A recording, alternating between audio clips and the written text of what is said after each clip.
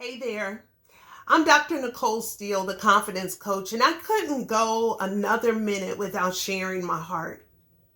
You know, we are at a crossroads. It is not business as usual. We have come to this crossroad in our nation and world, and we have to ask ourselves, will we have the courage and the confidence to enact real change in our world right now?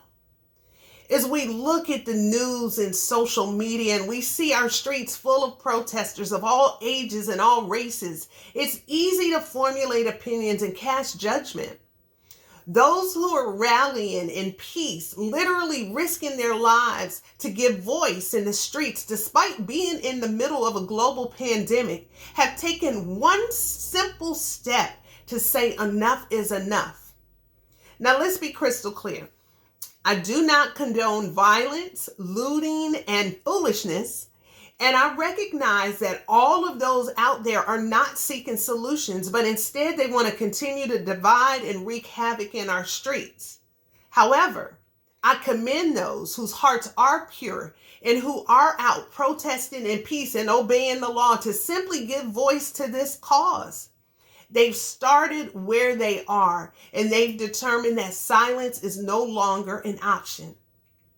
From coast to coast, from continent to continent, people have determined enough is enough. As we try to catch our breath, though our brother George Floyd was not given that opportunity, we must ask ourselves, how do we get to this point? Could it be based on silence? Silence that speaks volumes? Could it be based on the comfort and the desire not to be made uncomfortable? Could it be from the mental and the social conditioning that tells us this is the way it has and always will be? Could it be from those who are looking at other people to make change, yet not taking any personal responsibility? No soul should be able to rest with the current state of our nation.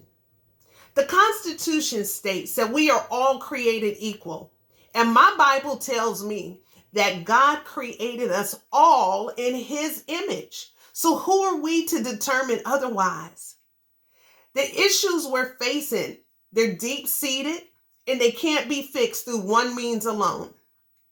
It's going to take our churches, our schools, our organizations, our businesses, and our families to unite. It's going to take prayer, honest conversation, education, legislation, voting. It's going to take a dismantling of all the systems of oppression that have been built for centuries. But most importantly, it's going to require us to start with the man or the woman in the mirror. It requires all of us to begin by assessing our own heart and our own biases and acknowledging what part do we play in the problem or in the solution. It's going to take true confidence and courage to be the change that we want to see in the world. If we want to see change in this world, y'all, it starts with us. I'm recognizing my part, but my question is, what are you going to do? It's your move.